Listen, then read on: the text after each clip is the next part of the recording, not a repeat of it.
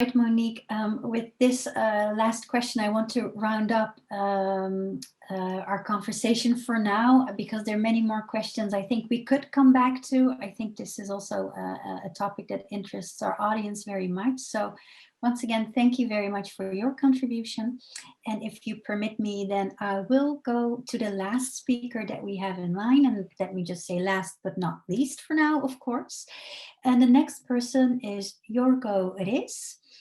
Jorgo Ris is the director of the Greenpeace European Unit, which is based in Brussels. The Greenpeace European Unit monitors and analyzes the work of EU institutions, exposes deficiencies in EU policies, and challenges the EU decision makers to implement progressive solutions. And I think just like we talked about in our with our earlier speakers, but the European Unit also specifically focuses on areas such as climate change, energy, forests, oceans, chemicals, and sustainable agriculture. Now, the presentation of Jorgo Ris is entitled European Green Deal or European Greenwash, and I very much look forward to your thoughts, Jorgo. So the floor is yours. Thank you very much, Sharon. Thank you, Pim, for the invitation. And congratulations to everybody on this call. This is such a rich seminar. I was just thinking, if this was real food, I'd be like this now. Maybe if some of you who are still with us can put on the cameras. I mean, I see a number of people, but not everybody. Just for a moment. Hi, Christina, thank you. Good to see your faces. I'm not going to start with my presentation straight away. I want to hear a little bit from you guys, and I want to do a little bit of holding up the hand, quick votes. So that's why it's good if I can see you. As Sharon was saying, my presentation, when I got this invitation, I said, well, I'm going to talk about European Green Deal or European Greenwash, because that's usually the role that I find myself in, working for Greenpeace in Brussels with a team of colleagues where we monitor not only what the EU institutions are doing, the Parliament, the Commission, the Council, but where we also monitor what the business lobbies are doing and what the many PR companies are doing, working for the business lobbies. It often falls to me to say, hold on, it's not as great as it looks like, watch out. You know, they say this, but in detail, this is actually what they're proposing. Careful, careful, this law could actually lower existing standards rather than improve them, etc. Here, I'm in the lucky situation coming at the end of today's seminar that many of the speakers have already pointed to the shortcomings of the European Green Deal. I mean, Philip at the very beginning told us the European Green Deal anyway is not just one piece, it's not just the communication that Ursula von der Leyen presented in December 2019. It's a number of strategies that the European Commission is putting forward. And then there's lots of legislation to actually make these strategies real, to actually, you know, change the way businesses operate, change the way markets function, etc. So it's a huge thing to look at. It's a project in the making. Frank was also pointing out to some of the problems. Bram was looking at the systemic change aspects, even sort of warning whether the Green Deal could be like a smoke screen to sort of pretend and, you know, we have this thing in control, and it could actually be worse than nothing at all. So with that, I'm not going to spend more time pointing to the shortcomings. I think you've got a feel for those. What I would be interested in is, how do you guys feel now, at this moment, right now, with what you've heard about the Green Deal, maybe what you knew earlier? How do you feel right now about it? Can you put in the chat just sort of one or two words? You know, do you feel it's very important? Do you feel cynical about it? Do you think it's business as usual? Do you think it's great? You know, just to get a feel here in this virtual room, after everything we've heard, how do we feel about the Green Deal? And let's have a look at the chat.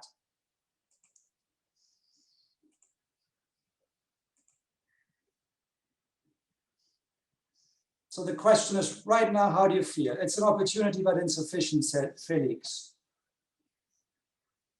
What else?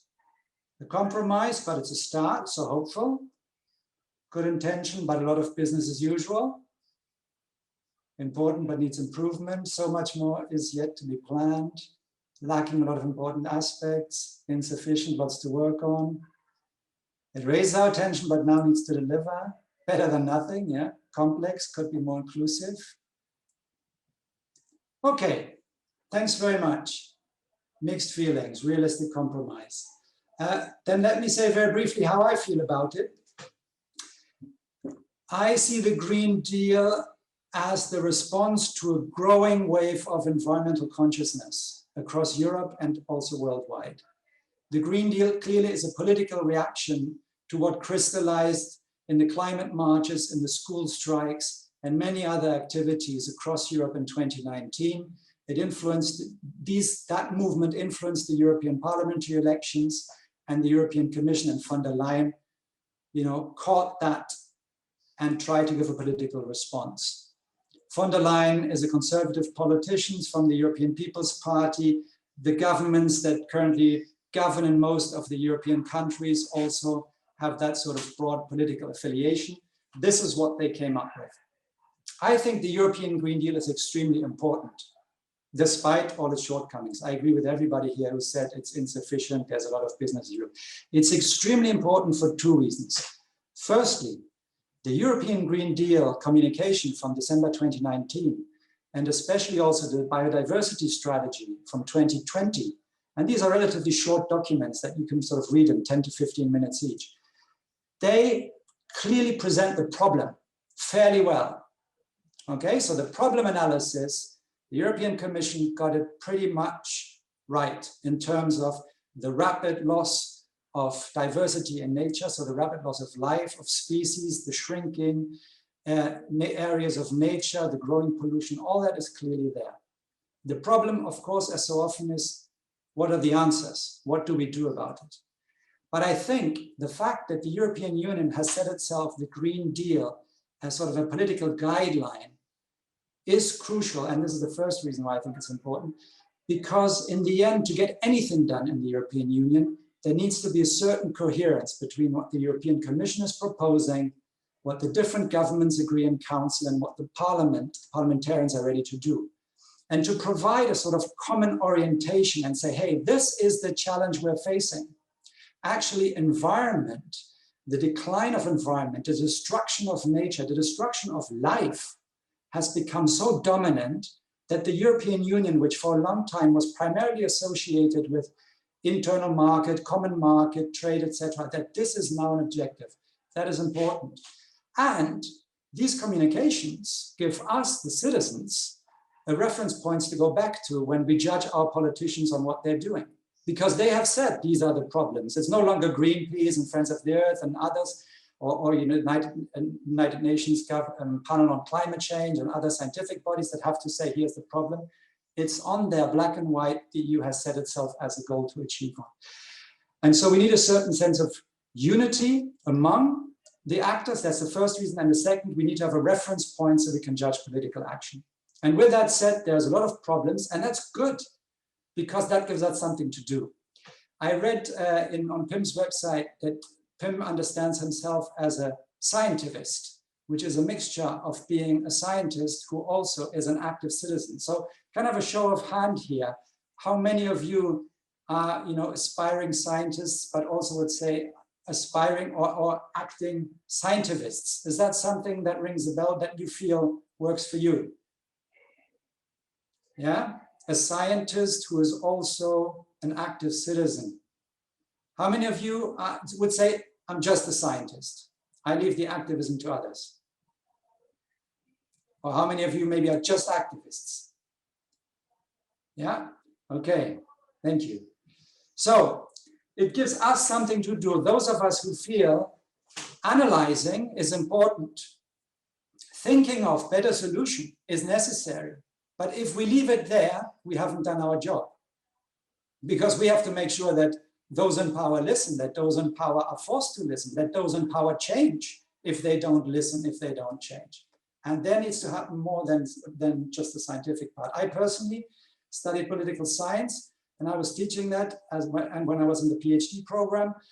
And then at some point I felt impatient. I felt like I need to be more directly on where the change is happening. I cannot wait until what I teach will be turned into practice by others. I was too impatient at the time. And so I turned activist, and I've been doing that for the past 20 years. Now, on the European Green Deal, so we agree it's an important reference point, but we certainly cannot sit back, because neither is it perfect, nor do we trust the politicians to actually fully do what is necessary to do to resolve the problems which are laid out in the Green Deal. Then I come to the second question that I have for you, and for me as well, because that's one that really came as I was sort of engaging with Pim's approach to the whole issue. Human-centered. Yes, the European Green Deal is human-centered. If by that we mean the reasoning that the EU is using to convince people is to say, caring for the environment is good for you because it's good for our economy.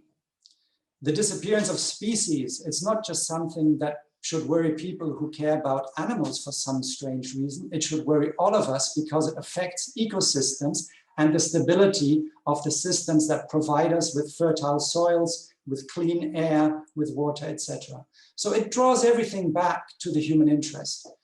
Even more so, it draws everything back to a certain economic interest. It talks about the value of ecosystems that we have to start measuring them. So it is human-centered, it is not animal-centered. Pim at the beginning showed us a statistic, how often the word animal appears in the original sort of Green Deal communication. I think, what was it, Pim, once or twice? Okay, my question is to you, is that a problem?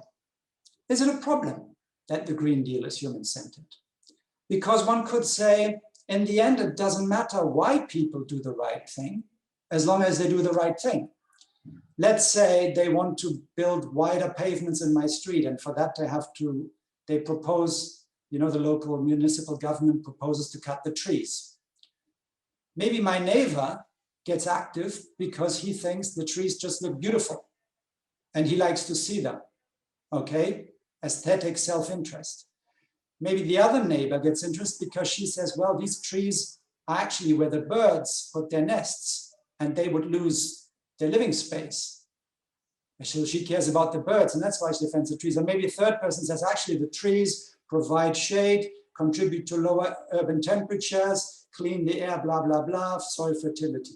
In the end, all of them unite to protect the trees. So my question is, again in the chat, briefly, is the fact that the strategy is human-centered in itself a problem? What would you say?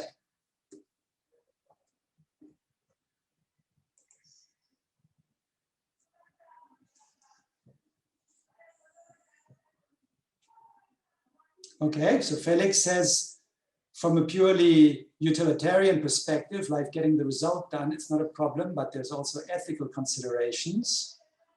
We could be pragmatic. In the long run, we need more. If it is about sustainable, then there's a shortcoming. It's not a problem because we're egocentric, so it actually works better with our species. Will it give the desired solutions for nature? Okay, good question. Anything else wants to add to the chat?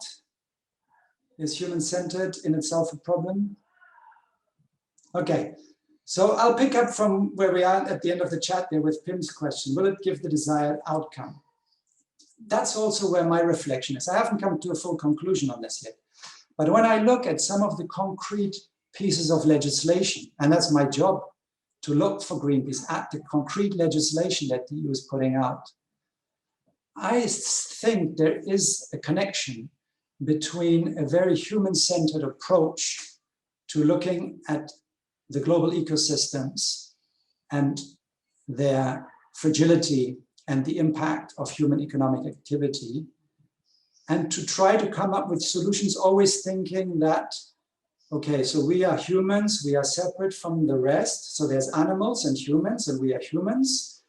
And we have sort of a mind, and we can rationally determine, okay, the temperature is rising, we need to reduce greenhouse gases so much, therefore we should be planting more trees.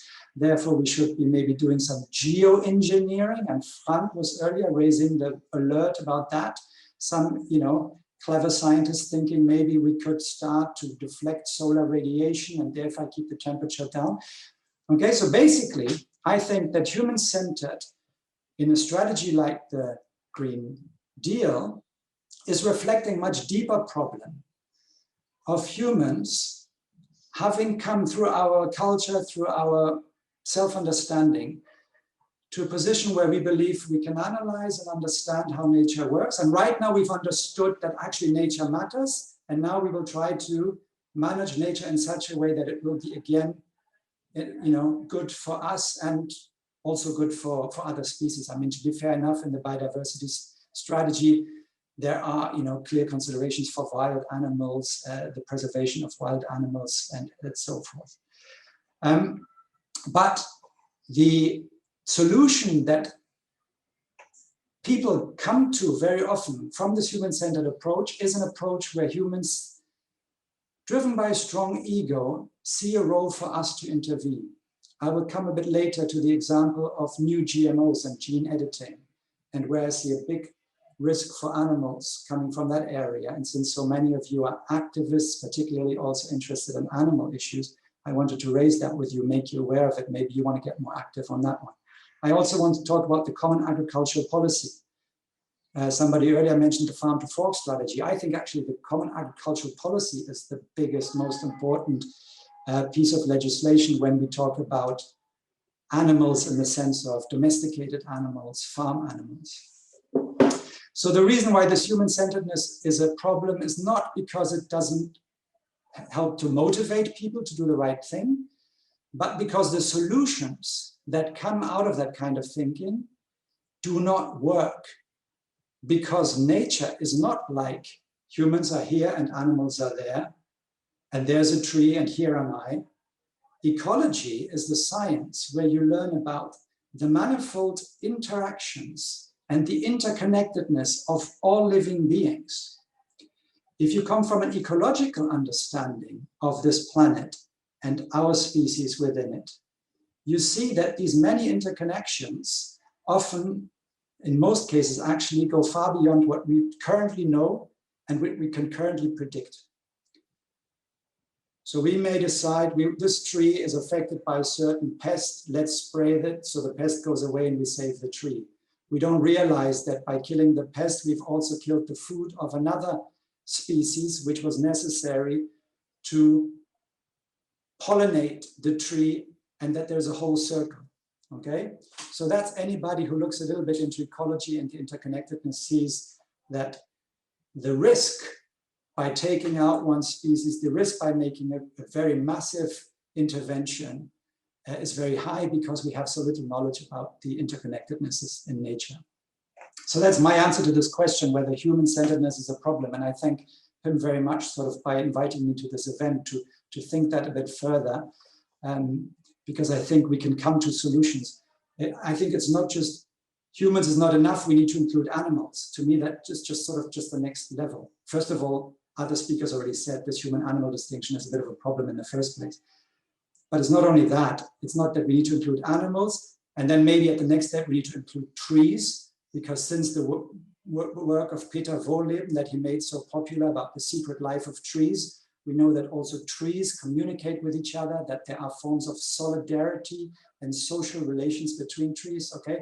So you could, in circles, sort of enlarge that sphere to which we humans let others enter. No, I think that's the, that's a legitimate approach, but I think the interconnected approach that comes from ecological science and from ecological thinking is really the one that is best suited to address global environmental problems and to find our place as humans within that interconnected web of life. Okay, I want to talk briefly about two issues, and I'm going to share just a couple of pictures there.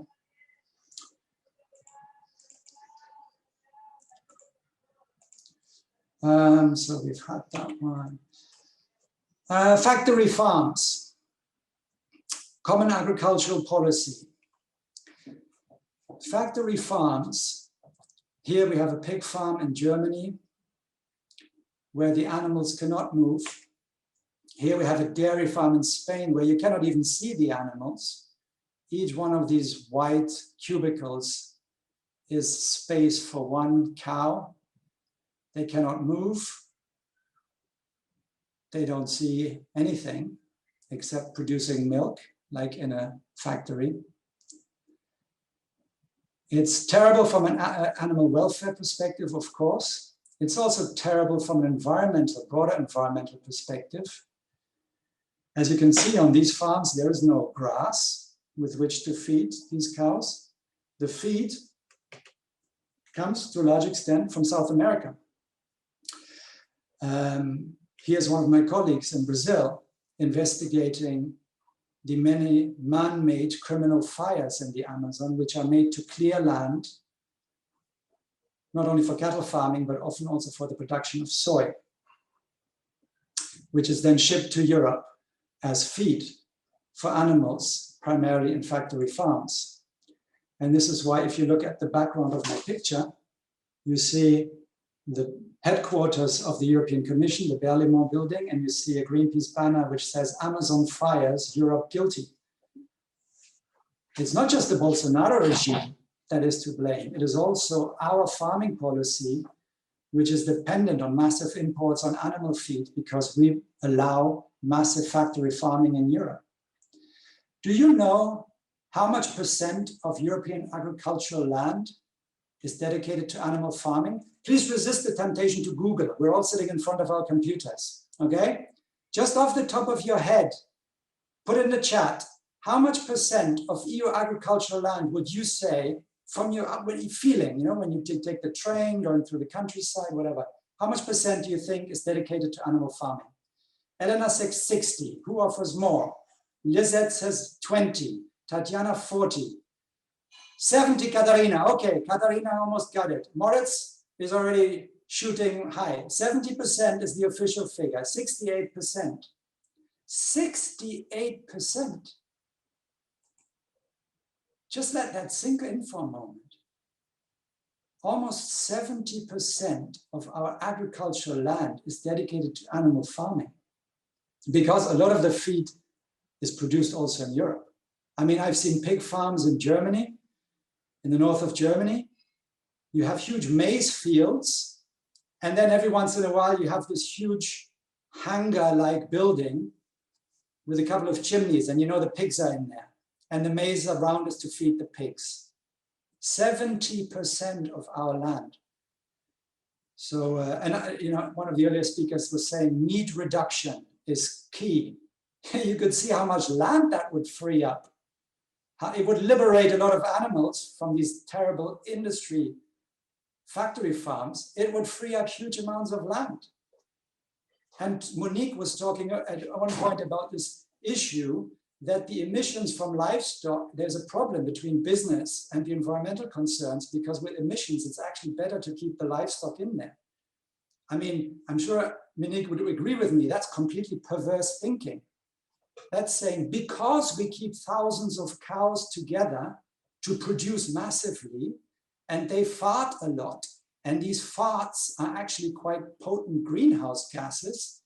Therefore, we need to keep them inside so we can filter the farts and make sure these greenhouse gases don't, right? So it's a solution from an industrial farming perspective, where the solution then is we cannot but keep the animals inside. That's the best way to fight climate change. And there's governments who promote that in Europe. Okay, so again, this is something for people who care about animals to get engaged in. This is what we need to change in the farming policy. And this is where this human-centered thinking translates into completely the wrong solution. Let's reduce climate gases. Let's keep the cows all in shelters so we can suck up their farts and clean them before they go into the air. When we could be freeing up so much land when we don't need to eat that much meat anyway in the first place. And that takes me to the second thing, which is right now going on at European Union level. And it's my job to carry the news out of Brussels into the wider networks in Europe to make sure that activists have the information and you know, we can work together to stop things. The second solution that's being promoted at the moment is a new type of genetically modified organisms, including genetically modified animals. Gene editing is a technology. There's a number of technologies that fall under this. And the solutions they promote there is to make gene-edited cattle, for example, that doesn't grow horns anymore. Yeah, because then it's easier to deal with the cattle because then they cannot hurt each other when you keep them very close together. In the United States, a company actually produced such cattle. Luckily, the US authorities didn't give it an authorization because that company had not seen that next to that one intended genetic change, there were a lot of unintended genetic changes. So there is a technology again where humans think, oh, we are very smart. We know by changing this one gene or that other gene, we can actually make animals fit much better into our industrial production mode, not realizing the tremendous interconnections in the genome at the larger scales, the tremendous interconnection that you have in any ecosystems, and therefore causing, at least have a technology with the potential to cause much more harm than good. So I wanted to mention these two because my team and I were working on this. We're working on the reform of the agricultural policy. It's in its last stages. But a big shot from the Netherlands is in charge there for the Commission, Executive Vice President Frans Timmermans. I'm sure he's also interested what the Dutch public say on that. And you have elections coming up. So this is something where Greenpeace is clearly saying the Commission should withdraw the current proposal of the CAP. It is not going in the right direction. Unfortunately, the European Parliament and the Council of Ministers are making it even worse. So that's our call on Timmermans. And on new GMOs as well. We have a very clear decision from the European Court of Justice from 2018, but the lobbies in Brussels, the lobby of the biotech industry, which is working together with the chemicals industry, is trying to get the European Commission to find ways around it, to permit some of these new GMOs, to make sure they want them not risk assessed, they don't want them labeled so consumers wouldn't know, because they're afraid that if consumers know they're dealing with GMOs, then they won't buy them. So we again need to make sure that people across Europe are aware of this and that the European Commission knows that if they were to give in to the pressure from the chemical and biotech lobby, they would face a huge shitstorm from across Europe. And then finally, to end, I wanted to suggest what could be an answer. I mean, there have been so many good suggestions. I really like Brown's his five objectives, longer term objectives. And I love the picture he chose, you know, this forest where you can see sort of the light in the distance. So it's like going through the darkness, but towards the light. It reminded me of a quote by Martin Luther King, which goes something like, darkness does not beat darkness, only light can do that. I believe that the human-centered thinking is a form of darkness. It's a form of reduced understanding of what life actually is, of the interconnectedness of life on this planet. And it's to a certain extent magic to us because we still do not fully comprehend it and maybe we never will. And what do we learn from that? A certain humility. And with that certain humility comes to understand our place and to also see that whatever solution we want to put in place needs to be gradual, needs to be tested, and needs to be compatible with life. So major geoengineering, major inventions into the genomes of animals or humans or plants are out of the question once you take that kind of perspective. It's also humility in terms of consumption, of course. Give as much as you take, etc. So I think enlarging, certainly beyond humans, certainly to include animals, certainly to include awareness of the interconnectedness of trees and other plants, but why not go for an ecosystem approach, for an ecological thinking approach? And I have a little graph that I want to show you to finish this off. Hold on. Are you seeing my screen now? Can I see a thumb? Yeah, okay, good. So the last one would be this one. From ego to eco. Thank you very much. If you're interested in our work, greenpeace.eu is the special website for EU affairs. Otherwise, of course, any Greenpeace website provides you the broader story on, you know, both the problems and solution that we see and that we promote. We also have a Twitter account specifically for the European affairs. Thanks very much again, Sharon and Pim, for the invitation, and to all of you for your attention, and I hope we stay in touch. All right, thank you so much, Jorgo. Also very inspiring in various aspects. Maybe I can kick off with the first question that came up.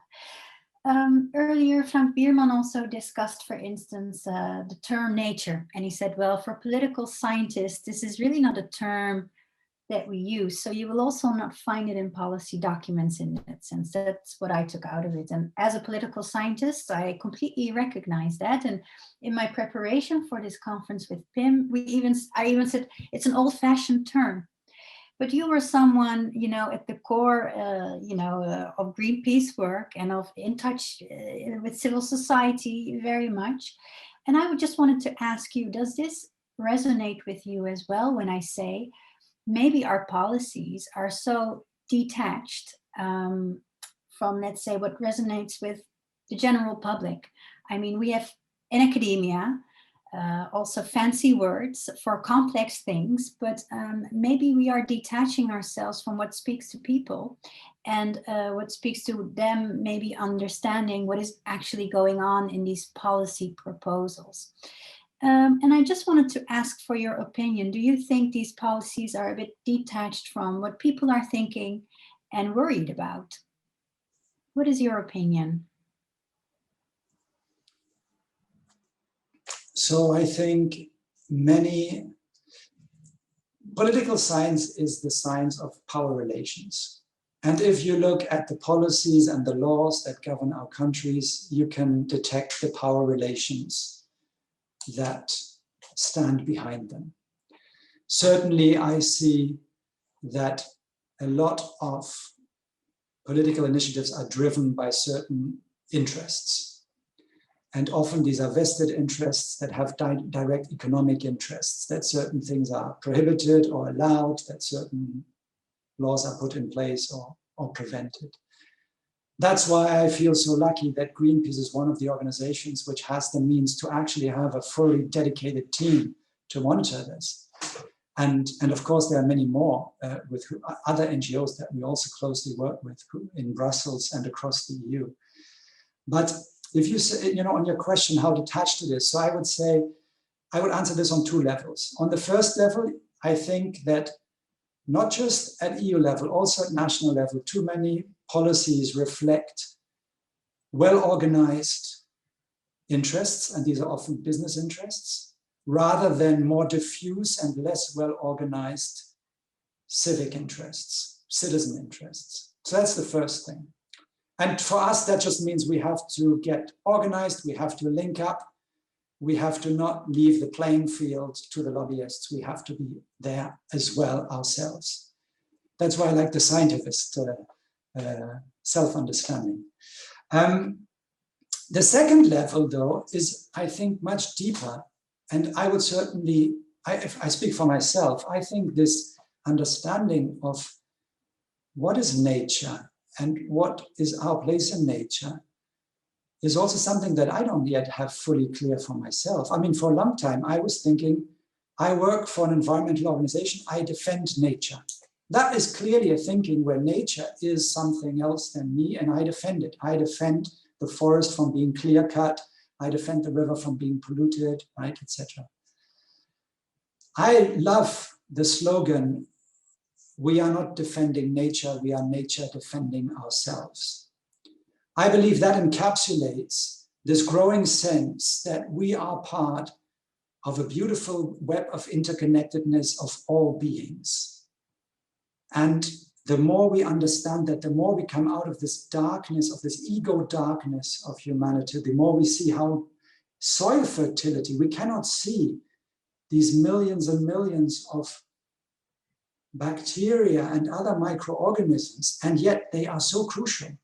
Our own human body, there are more bacteria in our human body than there are humans on the whole world, many, many times more. We're like a zoo, you know? And so there's so much invisible that is part of life. And the more we understand it, we come to a different understanding of nature. And I think then we also overcome the old conservationist style of thinking where nature is sort of best, you know, a park somewhere guarded with armed guards, you know. And I think that's a challenge for all of us. Certainly it's a challenge still for me. How do we come to an understanding of nature that would mobilize us in such a way that any attack on nature is an attack on us? And therefore all of us stand up to defend it.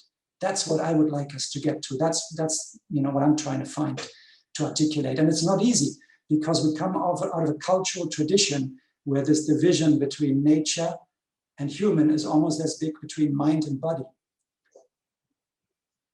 All right, thank you for your answer. We just had a few questions come in and I'll take one. And I think it also, the last one, it relates to a question posed previously on the chat as well. And Hannah F says, thank you for your talk. What do you think about companies and politics transferring responsibility to the consumers? And would you, and how would you change it? So, that's an important question, and please also ask that to Franz Timmermans and other people who may be in favor of labels in order to deal with the environmental problems. Now, I'm all for transparency and as much consumer information as possible. That's very important. And consumer organizations are doing a good job to keep fighting for that because companies often don't want to be transparent. Not about the chemicals in their product, not about the production processes, not about the origin, etc., etc. However, there's a temptation by politicians to say, let the market decide. Let's give consumers the information and then we see whether they really care. If they really care as much as they say, then they'll all buy green products. And then we've solved the problem. Business get the signal from the market. You know, that's a perfectly sort of market logic solution. And I think that's just a way for politicians to abdicate their responsibility. If we have a problem that in Europe, the feed for animals comes from areas linked to forest destruction in the Amazon and elsewhere, there shouldn't be a choice in the supermarket. This product comes from animals fed with feed from forest destruction and this one doesn't. They should all be free of destruction. So when you come to the really big problems or animal suffering, this was from an animal that suffered terribly. This was a happy cow on an organic farm with huge space. And this one is fully meat-free and, you know, would be the best choice of all of them, you know. So I think there's a point where certain products are so unacceptable because of the suffering they cause, because of the destruction they cause, that having a label that would guide you towards the better one is just being irresponsible because you're keeping the other one still on the market and you should make legislation that excludes these products from the market, full stop. All right, thank you so much. I think I'll take a last question before we round up this session. And let me see, I think we also have one particularly for you concerning the CAP reform. And it says between brackets, binding targets, control mechanisms, etc., to actually initiate change. So in your opinion, what has to be included in a CAP reform to actually initiate a change towards sustainable and ecologically friendly agriculture? The whole payment system has to change. At the moment, the landowners with the biggest land get the most money. The biggest farms get the most reward. There are complete inconsistencies. You find that as part of the Green Deal, the EU wants to increase organic farming in Europe. And at the same time, nothing is done to effectively cut the dependency of the conventional farmers on the chemical industry and their inputs. A lot of the tax money that goes to the farmers is handed straight on to the chemical industry at the moment. The feeble attempts to reduce the use of pesticides, that needs to go much further. So again, I cannot answer this comprehensively, but if you go to our website, if you're interested in details, you'll find it there. If you don't find it there, write to me, I'll send it to you. But if I had to answer it in one sentence, I would say that we currently have a system that subsidizes farming, which destroys the fertility of our soils, pollutes our groundwater has industrial animal farming as a central element to it, with again 70% of our land basically taken up for that.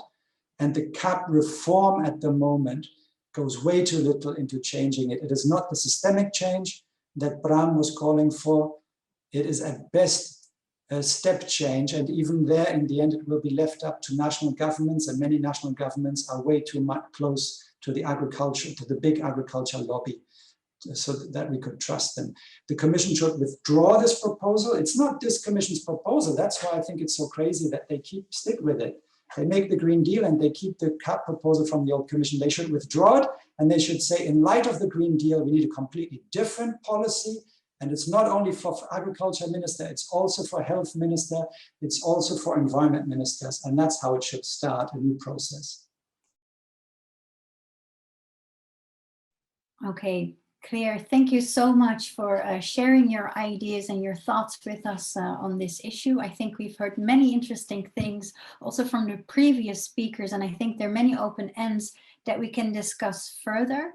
But for now, I would like to close it off and thank everyone for their participation, also the audience for your interesting questions and your engagement in all of this. What we will do is also gather a bit of the questions that we haven't answered. We also have some propositions planned if needed. So to all of you who are still here, we would love to see you again at 3 o'clock. I think we just need to stretch our legs, get some fresh air, and then come back and see where we can get this conversation going. So thank you very much, everyone. Space for cycling. Brussels was and still is to a large extent a pretty suicidal place for cyclists because it was not set up at all. And the improvement that has made to people, especially in a situation when otherwise it was difficult to get out and be in the fresh air. So to suddenly have more space where more people can cycle and enjoy fresh air, during the summer when otherwise there were so many restrictions. That was a very clear thing that I saw. And I think rolling that out across Europe, more green spaces, taking back urban spaces. A lot of urban spaces over the last decades have turned into sort of commercial spaces, and bringing them back more into public spaces, greener public spaces, where you can also, when the weather permits, live more outside. That'll make it I think many people will feel that if that's one of the things that this EU program can achieve. Also then employment, of course, not only the planting and constructing, but the upkeep and caretaking for these spaces. Public transport is another area where I think, a really good quality public transport, many member states were hesitant to invest in it, also because of the strict sort of budget,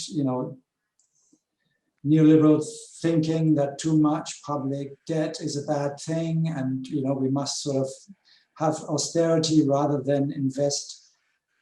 So if we can now see investment into high quality public transport, connecting people, making it possible to take away dependency on private cars and create mobility to more people, give mobility to more people, that again will make big improvements and create some new employment there as well. And that's just sort of from thinking from the bottom up in the immediate living environment. This talk of changing cities so that you have pretty much everything within 20 minutes walking distance, your work, where you buy things, ending this situation of towns that no longer have any shops where you can buy food. There's a lot in there, which is not systemic as such, but which could very quickly add up and make people benefit and bring environmental benefits at the same time. So I'm quite hopeful in that kind of development.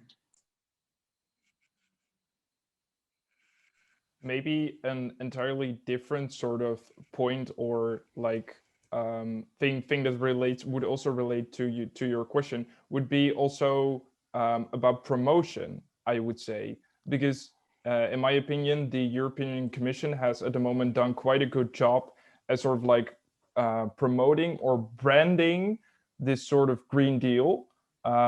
Because I've not seen a single message in which the European Commission only says this is a Green Deal. They say this is a Green Deal, but also a Green Deal that gets people on board, that makes sure that the poorest people in Europe will profit from this, that makes sure that there is this sort of transition in jobs. And so in that sense, I think that also the way how you brand it can be really important to get people on board and make sure that they actually start believing in this deal.